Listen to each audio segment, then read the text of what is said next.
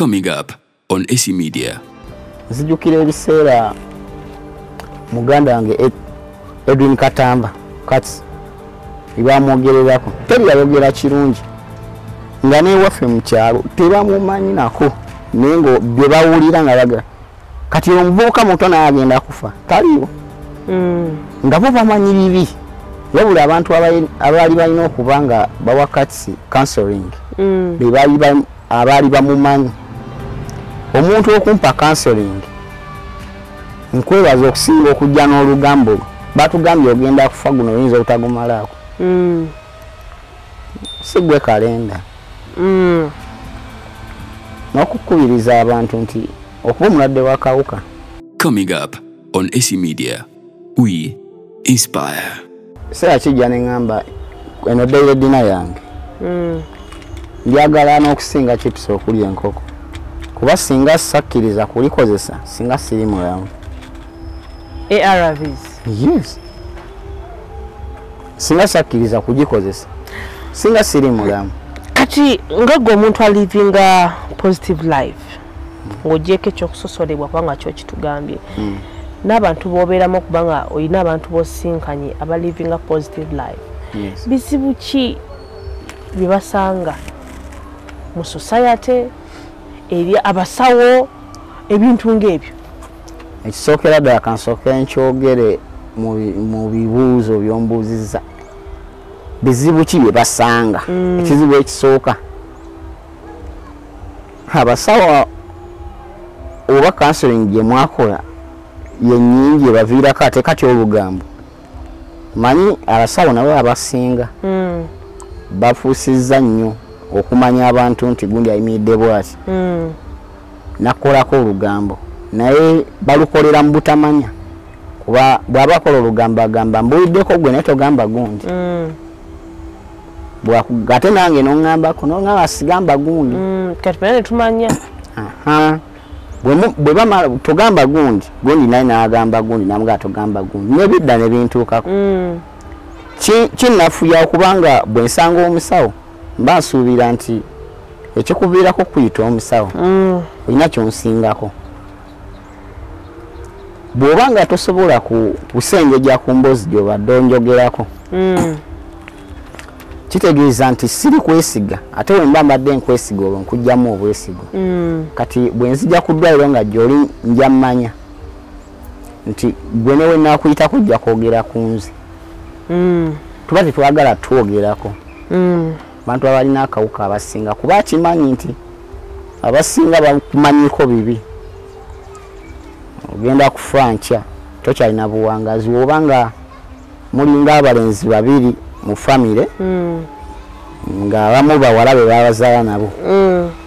awo bannyoko batandika okugamba olina wootamuwa nkoko yalina akawuka nenkyayinza okufa mulete ku mukolo gwange oyo bw'amala okukwasa enkoko enkya n'aziikibwa. Naye ng'oli mu famire teyandirowoozeza ekyo naye nayo kennyini gwe eyagamba togambako gundi bw'oviiriddeko obuzibu. Abantu abamu babeeko we bakoma nga banyumya ku muntu ate nze sirina kawuka siri mulwadde mbu ogenda kunsanga ku ndiri nze mmanyi bumanya bwennyimiridde amu HIV positive naye ndi mulamu kubanga gwonsanze ku kitanda ondabyeko kanula kati lwaki ompita omulwadde kati gwosanzeeko kanula muki kale gwolaba aliko kanula muki gwate gwolese ku kitanda ne mulwadde kati nze gwe ekiwalo kyo njogerako oyo mulwadde ate ng'otambula siriiko na kanula nzina okuva ku makya sinagambako nti mpaayo panado omutwe gunnuma lwaki ompita omulwadde kati ye omuntu atandika okwogera ebyo kyokka gwe okimanyi nti wamanya bw'olimidde kuno okuba kumanya status yo n'omanya nti nze bampita dokasi ndi negative nina kwekuuma nze bampita gundi ndi kino ninakola kino kuba kumanya bw'oyimiridde kati abasinga ekisinga baluma kudde gwe n'omugamba nti mulwadde kikyomulabiddeko nti mulwadde awo otandika omusosolera abamu balowooza nti obulamu bukomye n'amanya bw'aba na famire etandikirawo okumuggyako ebirowoozo bwe bibadde emulabirira abali mu masomero abalina akawuka ate yo kyasukka basosolebwa nnyo. Abasomesa tebalina ngeri gye bababwamu counseling. Omwana n'abeerawo ng'ali ku ssomero obudde bwe obw'eddagala ne butuuka naye nga asula wakati ku katanda. Owa wansi atunula n'owa waggulu atunula. Buli wajjawo guno omukebe ogiramu ati olina byanaga mpuyidde ebikoona biki gundi gwolina ebikoona Flavia gwolina ebikoona Lucy yalina ekyo kyokka kyokka ekyampuyidde ebikoona kigenda mutiisa okumira eddagala. Kuba ekituufu lyo mu kakebe eriyeekaana oliwuli kati batuuka ekiseera nga mu ddomu batandise okumwogerako nafuna obuzibu. Nfunyeko ku baana abamu ng'aboogera nange ne baŋŋamba nze ku ssomero obuzibu bwange buli weebuti ne weebuti naye nga bo bakkiriza bamire eddagala terimirika naye yakkiriza amire eddagala kyokka mwe babeera naye mumugerako bibi byokka. Amanyi okukeera ku makya nga tebakumanyiko kalungi konna. Nzijukira ebiseera muganda wange Edwin Katamba Kats ibamwogererako teri yayogera kirungi nga newaffe mu kyalo tebamumanyi nako naye ngo bye bawulira nga baga kati omuvubuka muto naye agenda kufa taliwo nga bo bamanyi bibi wabula abantu abaali balina okuba nga bawa Katsi counseling abaali bamumanyi. Omuntu okumpa counseling nkwebaza okusinga okujja n'olugambo lwo batugambye ogenda kufa guno oyinza obutagumalaako. Sigwe kalenda n'okukubiriza abantu nti okuba omulwadde w'akawuka tekitegeeza nti enkya toliiwo. Fire Bongole Lutayo yabagamba today is me, tomorrow is you someone. Kizibu kera ku makya n'oyimirira n'ogamba nti nina akawuka. Mu Uganda ku bantu abalina akawuka bangi nayinza okubatoweza mikwano gyo 2 baali bakubuuliddeko nti nina akawuka. Si nti abamu tebaagala, abamu baagala naye ekibuuzo kiri nti onaakuuma ekyagambo kyabwe oba ekyama kyabwe ekyo.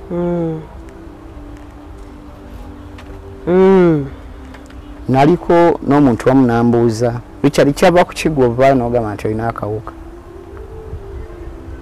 Ekyoyinza okuba nawe obadde oyagala okimbuuza. Okay. Nange njagala okimanya ate n'abalala ba media Uganda baagala okimanya nti kyava ku kyova ne ngamba nti nina akawuka. Lwansonga nkalina gwe banga abantu nga beekweka ne batukana okuse olina jje naye baka naawe ninga kimanyi nti alina akawuka era nga n'ekigendererwa ky'oba oli awo ayagala mwenna mulwale. Omanyi kino ekintu biringa bintu byakulokoka. Oyinza oyita ku street nyingi nga we street epolisi kuliko abasumba ababuulira enjiri n'ogamba bansigo buli woyita byoba ogenda ng'owulira yagambye ebizibu byange ajja bigonjola yagambye mukwasa famire yange ajja gikuma yagambye nkole ki kati muyo kitandika okujja gy'oli otuuka ekiseera n'onoonyawo odda n'ogamba naye wano waleka we mbanzira. Natuuka ekiseera nga ndaba ebyogerwa ku bantu abalina akawuka byonna bibi ne ngamba nze kanveeyo kiri kijjanga bw'onaakira ku makya kitaawo n'agamba nti gwe weddira kino n'okula nga bakuyita ekyo. Nakira ku makya ne nga nze kanveeyo mbalage nti abalina akawuka si bakwogerwako bye byokka. Ffe abavuddeyo okwo ne tuyimirira ntugamba nti n'akawuka si nti tulina kye twagala gwe obeereyo ogambe nti nawe nakafuna bajja kumpa opportunity enkole bwenti. Twagala taasa generation nto. Nze wenkeera ku makya nempa sister wo counseling oba brother wo yinza okuba nga oyo omuntu akkiriza okukozesa obwo obudde bw'okumpuliriza ng'agenda kuyamba famire yammwe abantu nga 10 katwagala kendeezaako kubanga kituyitamu si kyangu ekyokeera ku makya nze nali nfunyeeko opportunity nga nsobola okugenda ebweru ngowooza njagala nnyo obeera wano siina linnya nnyonyi nye nali nina kumalayo mwaka mulamba n'ekitundu kati nze saagala opportunity eyo wejja ku muntu wagifiirwe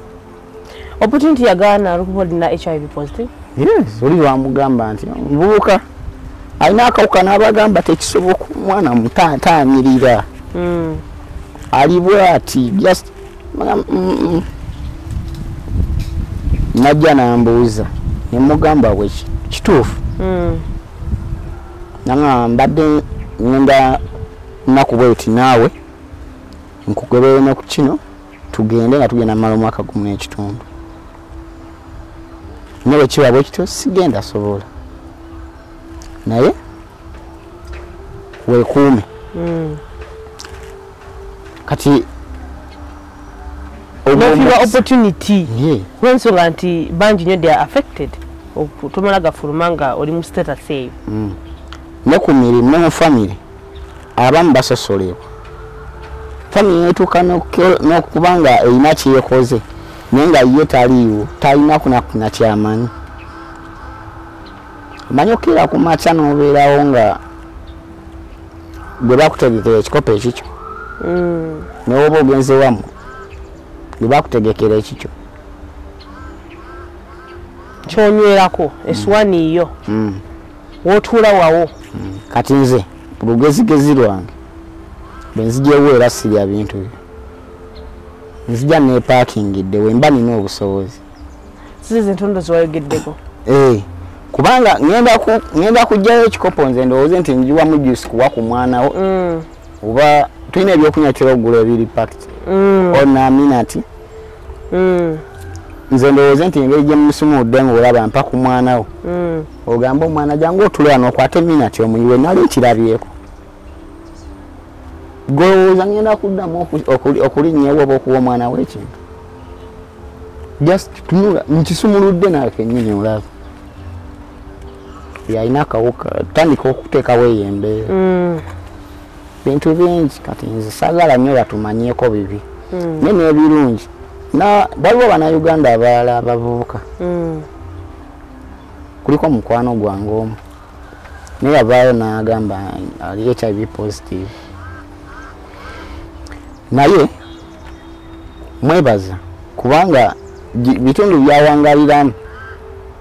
kati tulina campaign ye gyabadde ngaaliko nga bagiyita door to door counseling tujja ne HIV self kit ne tukusomesa gwe ne weekebera bwe tukusomesa gwe ne weekebera ekitegeeza gwe nkyo ojja kebera patanaawo ate oba oyagaliza bwe tumala okusomesa somesayo ne ku sisitawo sisitawo tajja kufuna buzibu kukigamba boyfriend we niwe anabayita mukebeza kiri kijjamu bwamu tugende twekebeza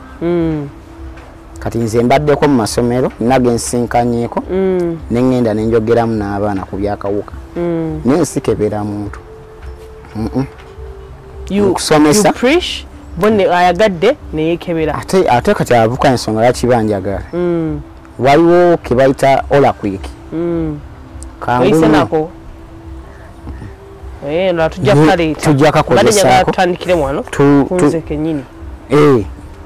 tujja kuddamu tukole nja kujja nabo n'obulala naye kati bw'osomesa omuntu oyo mukebera ne tumala okusoma bulungi bwe tuti ye ne yeekebera kalimu information mu bigambo ne mu bifaananyi following our steps kati omuntu ono nze bisinga ntera nnyo beera mu peer groups ne mbasomesaako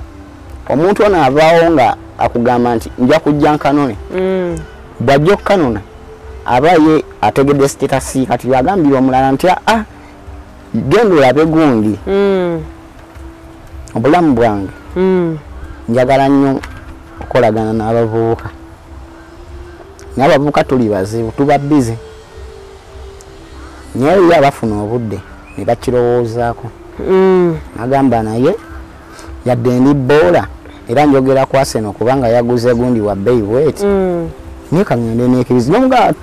na bwatandika okuwa obudde naafu najja nga mbyogerako atandika okimanya nti si kizibu ekitiisa abantu okwekebeza nti singa mba nga siri negative ekigambo kino okuwulikika nti oli positive abantu abasinga ebintu positive kyangu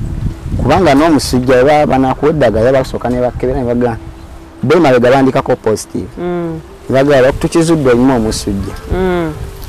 bwe babakebera lubuto era bawandiikako eba negative wa positive bagamba tukizudde tojja kukozesa family planning oli lubuto positive kyangu otandika okubeeramu ng'otambulira mu kumanya nyo okubeera mu positive life ng'okugiriivinga kituufu bagenda kugambwa tojja kukozesa family planning lwa nsonga tukizudde oli lubuto ekyo kimanye kya myezi 9 kiveewo ogiraba eno ne bw'ogitegeera nnungi kubanga mpanvwe ne buli w'ogimira tolumbibwa bisujjasujja te bw'ogimira obulungi onyirira kati nabenda baawo bensinga onyira sijja bogerako nabaabudde ne buli w'ogimira ekola bulungi mu bulamu kati nze wendi lwakuba eno deere sapa yange nze ne wemba nalidde lunch mbudde weebutye nze nakugambye ensingira chips okuli enkoko abaagala okuula no bye bayayanira naye nze njayanira eno kugifuna kuba nkimanyi nti buli wenjimira kitegeeza enkya wendi bwe mba sigiina mba siriyo buli wenjimira temanyirika waba otuuka ekiseera n'ogamba nti njivaako ddi kati kino kankyogere wano olunaku lwogenda okeera kuva ku makya olunaku lwogenda okeera okuva ku ddagala eddagala kulinga kwambala olunaku lwoli kyesonyiwa nga baggolodde teriviikako era togezesanga ARVs ddagala lyakawuka so kati ali eyo nga yeegalabanja ng'obulamu bwe abutafaayo yegendereze ekisooka omuntu yenna nga tomanyi bw'oyimiridde genda omanye bw'oyimiridde ate togenda mu bukiriniki butono bajja kuzuula nti oli positive musawo bimusobeko nga tamanyi ngeri ki gye bakwata muntu ali positive ye kyajja okukola olw'okuba tayagala bimusobeko ajja kugamba oli bulungi okeera obukeezi ku makya okukwata ku mukono ne gajja tutule wano kino kyekivuddeyo oli positive kikaluubiriza abantu bangi kikaluubiriza abantu bangi kati ojja kgenda mu kakiriniki oli akuggyeko ssente ze ye wa bizinensi alabe nga bigenda musoba akajja kugamba oli bulungi kuba bino ebinaddako ebibuuzo nabikikuba nze nabuuza nga mmaliriza okukaba nemubuuza nakajjawo nambuuza oli obaddeko ne girlfriend yenna ko nze nali mbaddeko naye wakebezaako kuba ekituufu kiri nti naye neebuuza nakajjawo naye olwo yambuuza nti wakebezaako nga sikebezangako ate nga obadde n'abantu nga bana nga kwabo be nalinako sina bwe nali nkebezaako naŋŋamba kwabo kuyinza okuba kuliwo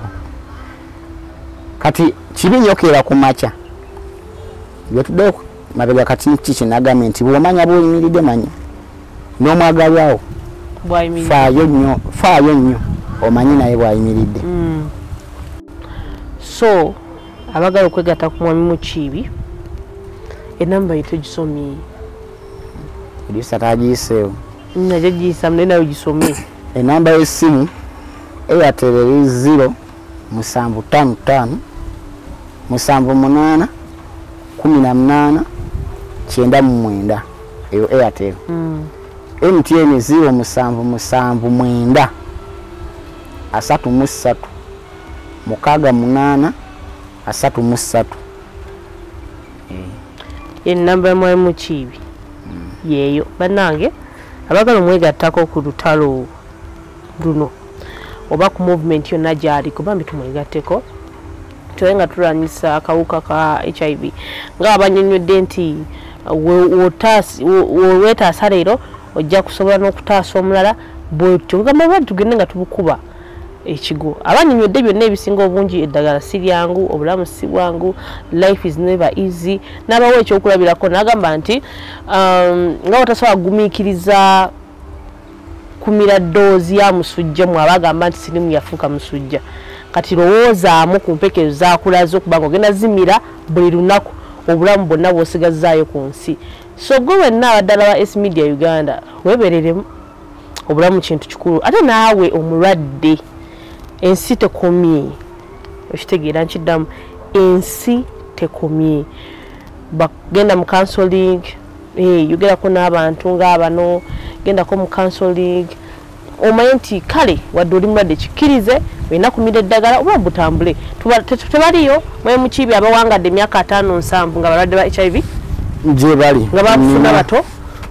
gye bali waliwo mukwano gwa nsijja kwogera mannya sawa ya leero naye ali kaweefube y'omu era tuli ba mukwano mu bye tukola muwala yaddayo naye nasoma amateeka alwanirira abantu abalina akawuka muwala yazaalibwa akalina n'abalala mbamanyi sijja kwogera amannya gaabwe nga gye bali balwana okuba nga twongera okutaasa eggwanga naye nga bo bazaalibwa bakalina naye omuntu yenna nga ate olina akawuka togenda nga weegatta na buli bw'osanze olw'okuba muliko ekiri nti ndi mulwadde ojja kufa okwesasuza waliwo abalina enjogera musimanyi si muwogo mbu namugja mu nnimiro nagamba nti kasita nange bansiga busiizi yakusiiga yinza okuba yakusiigira mu butamanyi naye gwe beera omuntu ateekawo enkyukakyuka gwe nze yabeza sonata mukwano gwange yampeerezaako message lumu ku Facebook nga ngamba nti engeri gy'okolamu ebintu ku myaka emitenyo njagala simusinkanangako naye abantu abakulu abalina akawuka abali eyo mu Uganda beegomba nnyo okulaba generation ejja eyaffe ngeri kaweefube okulwanyisa akawuka ka HIV kyo kituufu beegomba nnyo kubanga beebuuza ali gwe mbadde mulinanga omuvubuka mu Uganda kati ali agenda aweza mu 40 sijja kuwugera myaka ali alumba 40 ngenda mu 3 kati ffe tulina enjogera nze ndi mu 20+ oba gwe ogattawo gyoyaga ndi mu 20+ kati ekyana kati sitaliwo Richard waali Richard emabega walina abalala bazimbye nga Richard taliiwo waliwo twagala tuseekereyo ogw'omukululo kyawenga tulwanyisa akalwadde Lisa kiwamaanyi naye tekyajja kwafiiriga okuba y'amaanyi waali naye weeri wendi nkola byenkola kati saakola byakola sipatya gyakola byakola n'abalala bakola bye bakola nange nkyamanyi waliyo omulala ajja naye mutwagale mutukkirize nti tusobola kubanga abamu balina kiri nti oyo yakafuna kyaggwa tekyaggwa ayinza okusiiga sisitawo gwe woza kyaggwa ate wabenda akusiiga sisitawo neebaka n'omusajja n'asiga mukazi wate n'akakuddiza siwe kiri wabula amasaako eyo sisitawo neebaka n'omusajja neebaka ne mukazi wate mukazi wo n'akakusiiga niyo manya nga egye bafunamu akawuka akawuka manyi bakafuna akawuka kalinga kakomo twetoola bwe kati nze nkalina bwene gatana kalina ne mufuula positive bw'oba olina bba oba boyfriend bw'anaamukwana n'ayeegatta naye ajja kafuna n'omulala bw'anaakola bw'atyo kati kiringa olala chain kijja kyetooloola kati bw'okeera ku makya omuntu n'agamba nti ku media ate bataddeyo n'ademanyi bagenda teekayo bayimbi bagaga n'alaba kati n'atabiwa budde enkyo gye namusanga ng'ali abonaabona tamanyi naki kimufudde kuba nti akola ekyo abavubuka abamu tebaagala kumanya ate abantu abamu obudde bw'okumanya mulina butono naye bwe mutuuka nga mumaze okwekoona tukoye amaziga gammwe Natandika okukubira Richard nsaba counseling. Tadi janguke wange njagala kwogera naye ku kino. Ate amugamba alinga tafaayo. Wayagala omutaasa nga tannafuuka positive. N'atakuwa budde. Amaze ofuuka positive alina obudde bwo bungi. Kati watyanga kuolwo Richard takyaliwo. Kabaka weddemu. Mukulu MUKIIBI Richard atunyonyedde ebintu bingi nnyo gwe n'aba ayina kyayizeemu yiga abaagala okumwegattako tugenda kumwegattako tulabe nga tulwanyisa obulwadde buno tubujjawo tuyinza obutabujjaawo naye tujja bukendeezaako lwampaka maanyi kubanga tukimanyi nti waliyo abawulira waliyo abantu nga batya nga wawulira asobola okuya so tugezeeko n'abali eyo nkugambye gwe abuyina obulamu tebukomye osobola okulivinga a positive life happily nga watunyonyedde ate naawe atannabufuna teweeyibaala abantu bano ayogedde ku kyokubanga abantu mulabisa nnyo amaaso ojja kulaba esinganyirira ondabira olowooze nti kiweweevu kombe muganda wange bizibu buli wofuna omwagalwawo mugende babakebere genda babakebere ate beeranga mu kaseera ofaayo nnyo okulaba nga kyetagisa ki omuntu alina kutwala bbanga kyokubeeranga mu kaseera ye amanya status Luvannyuma lwa myezi 3. Sikumala myaka 5 olaga nakomayo okundebekebeza mu 20 nga before covid banka luvannyuma lwa myezi 3 gena akebere eteza mwako ina kwekebeza mu emirundi 3 kwena luvannyuma lwa myezi 3 oluvannyuma kale ekitegeeza obanga balina okukebera buli bobo ina kwekebeza HIV mu mwaka oba ina okwekebeza emirundi 3 kwena naye ate abakyala bwekibanga akwagala nnyo nga n'ebibyo bye ebisinga akkirize ku olwo omutwalo nako bamukebereko bikaseera omwami bw'ofuna obudde obugenda ku ddwaliro akuwerekereko naye abeere nga amayisetasi olaba abaami abazudde nti bali negative nga bafunye omukisa ne bagendako ne bakyala baabwe baagala nnyo bakyala baabwe sigalaganaga nze neekebeza nagana naye leero sigenda kwekebeza mulese kunywa ddagala nagana nze bali sikyagendayo nali mmanyi kaggwamu dda naye nali ndi awo nankubira nenzija ne bankeera nga ndi bulungi mwekuuma be bakebedde nga muli negative mwekuume sikeera ku makya noba ntya ndi negative n'otandika na buli muntu ojja kusanga omuntu nga tamanyi status ye naye tomanyi yotomereraawo oli mutuufu kwekuumako kukufiire busa yes naye nga badde Mr. MUKIIBI byonna bitubuulidde MUKIIBI Richard so ebisigadde tujja kuba twogera mu maaso awo tumanye tujja kufunako n'akaddenza tubakyalireko eyo we shall get time we shall visit you tube nga tumanya twogerako n'abantu bano I believe we can make it so kiri naye nga osobola okuyisawo obubaka bwo nga wetumaliriza baako kyoyisaawo baako botumirako baako biki tukigale ndasookera ddala okwebaza mikwano gyange abafuukira ddala baganda bange mu campaign eno fetugamba nti am the end of HIV nze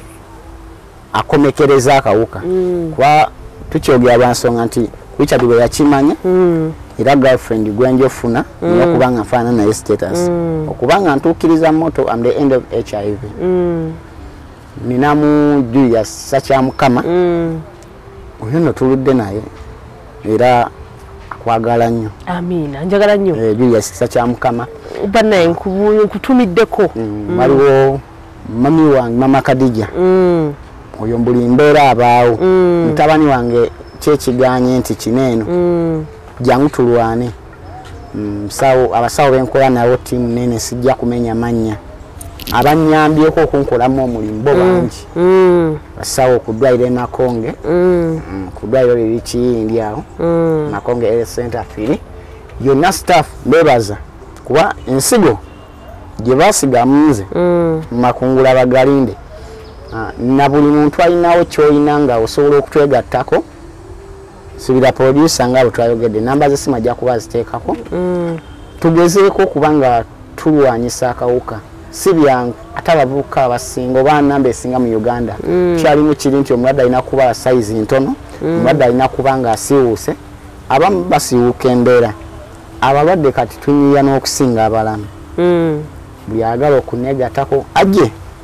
aneegatteko abaagala counseling nga mwagala counseling mwine somero mwagala mkyale njogereko eri ba student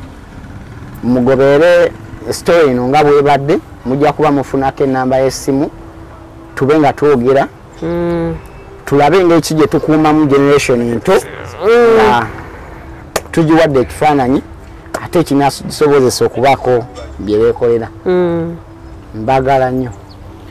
mwenna abalabi ba media Uganda nyentwano mukisa okumwebaza nti abamu batugoba nafunako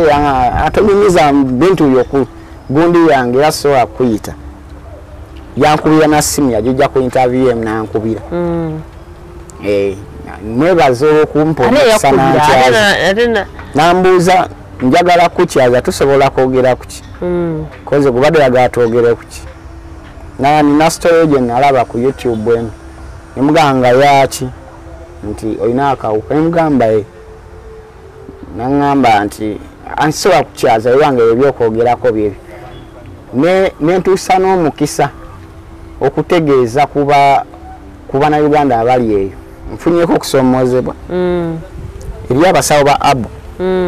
abaali baagala okunneegattako sayagala kulagana nabo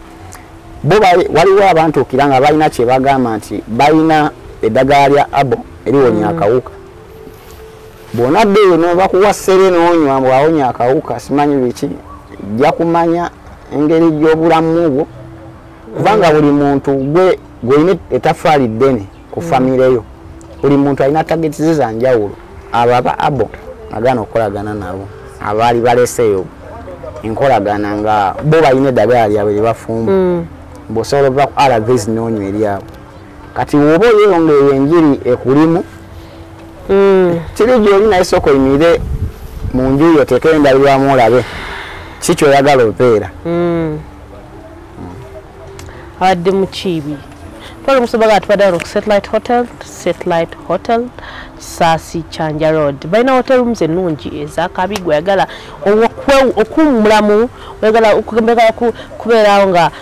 wemulidde mwana ku Satellite Hotel balina emmere ennungi balina rooms ennungi balina conference hall osobola okujja n'okolerawo meetings ez'amaanyi balina wewumulire walungi ate balina Satellite Health Club waba ogendako mu sauna mu steam bath massage therapy byonna wano ku Satellite Hotel parking ngazi ekifo kiri private so jangu nkukiddamu bali wano ku Satellite bali Chanja Saasi Road ate Joy Star Fashion Store banono bebatuleka mu sente badia bateka mu sente Joy Star Fashion Store asangwa ku Ham Shopping Mall ayine engoye za buli kika oyagala kujoga kunyuma kola kibyo na binoli muvubuka ate ka sente akatono omukubira ku namba yeriawo nabatenga kolera delivery obo oliawo nobanga ate atali awo mpugambye aliko Ham Shopping Mall main gate so tasobola kubula yes eduka U73 U74 U75 ku second floor Siop Advertising Agency gwayagala kalangu kagenda ku TV kagenda ku radio kagenda ku social media platform bakuye ku 0701542372 bakubire mutule ku meza mukole scripts akalanga kagenda okutunda business yo tuli mu kutambula ku mulembe gwa digital so amazima gali nti okulanga kyekisinga olanga business yo buli kimu kiba kijja kutambula bulungi bade nabulime Esther esi wano ku S Media Uganda mu mindset change tuddemu tukwatagane mu maaso neyanziza nnyo neyanziza nange neyanziza